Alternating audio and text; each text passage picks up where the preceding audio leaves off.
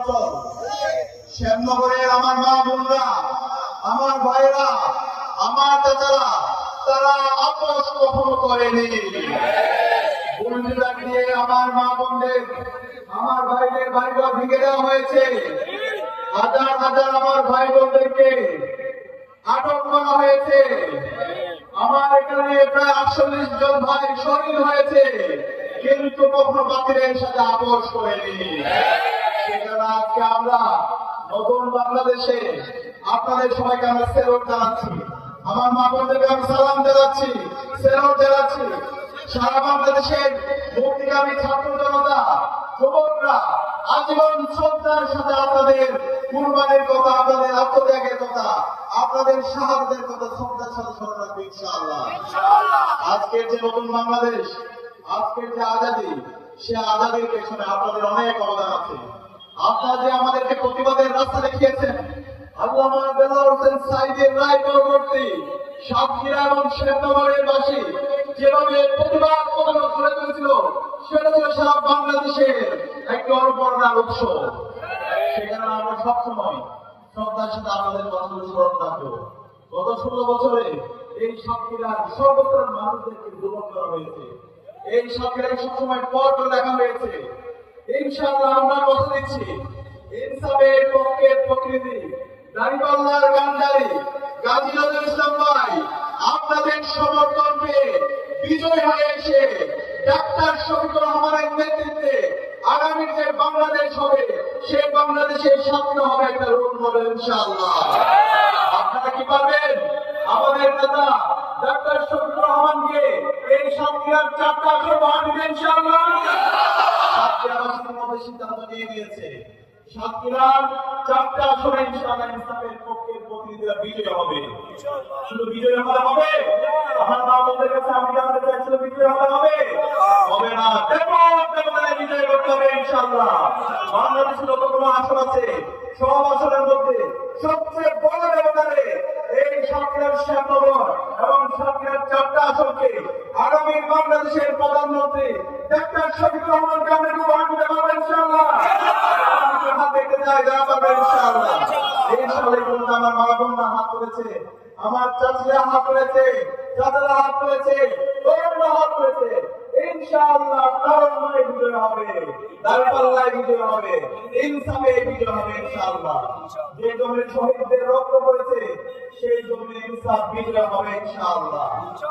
আমাদের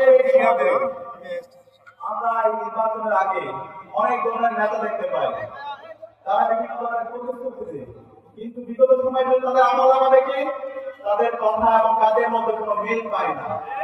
আপনার কাছে ভোট দিবেন, আমি চিন্তা জিনিস বলবো, তাদেরকে আপনারা ভোট দিবেন যাদের হাতে আপনাদের জীবন নিরাপদ। যাদের হাতে আপনাদের কি নিরাপদ? জীবন নিরাপদ। আমরা দেখতে পাই গত 55 বছরে বাংলাদেশে আমরা অসংখ্য এমপি বানিয়েছি, মন্ত্রী বানিয়েছি, প্রধানমন্ত্রী বানিয়েছি, তারা সবসময় আমাদের সাথে প্রতারিত করেছে। তারা নেতা হয়ে আমাদেরকে জুলুম করেছে, আমাদের সাথে প্রতারণা করেছে, আমাদের মা বোনদেরকে হত্যা করেছে। সুতরাং এই ধরনের জুলুম যারা করেছে তাদেরকে কি আমরা এবার সুযোগ দিবেন? আমরা সুযোগ দিব। যাদের হাতে আমাদের দেশ নিরাপদ, আমার মা বোনরা নিরাপদ, আমাদের জীবন নিরাপদ, তাদেরকে আমরা এবার বেছে নেব ইনশাআল্লাহ। আমরা একটা ধরে দেখতে পাই, জুলাই বিপ্লব পরবর্তী 1.5 বছর ধরে নিজেদের অন্তর্কুণ্ডলে নিজেদের নেতা কর্মীদেরকে তারা 200-র অধিক মানুষ মেরে ফেলেছে। যাদের হাতে তাদের নিজেদের নেতা কর্মীরা নিরাপদ না, তাদের হাতে কিভাবে একটা দেশ নিরাপদ হতে পারে? সেখানে আমরা ভোট করবো না ইনশাআল্লাহ। আমাদের ইনসাফের প্রতিনিধি দাঁড়িপাল্লার কান্ডারি যারা সবসময় জনতার কাছে ছিল, গাজী নজরুল ইসলাম সবসময় জনতার কাছে ছিল, ডাক্তার শফিকুর রহমান সবসময় জনতার কাছে ছিল, এবং যারা জনতার কাছে ছিল, ইনসাফের কান্ডারি, দাঁড়িপাল্লার কান্ডারি, ঐক্যবদ্ধ বাংলাদেশের প্রতিনিধিদেরকে আমরা ব্যাপক ব্যবধান বিজয় করবো ইনশাআল্লাহ। আমরা পারবো ইনশাআল্লাহ। ইনশাআল্লাহ একই সাথে আমরা তাদেরকে নেতা বানাবো যাদের হাতে আমাদের সম্পদ নিরাপদ। আমাদের কি নিরাপদ?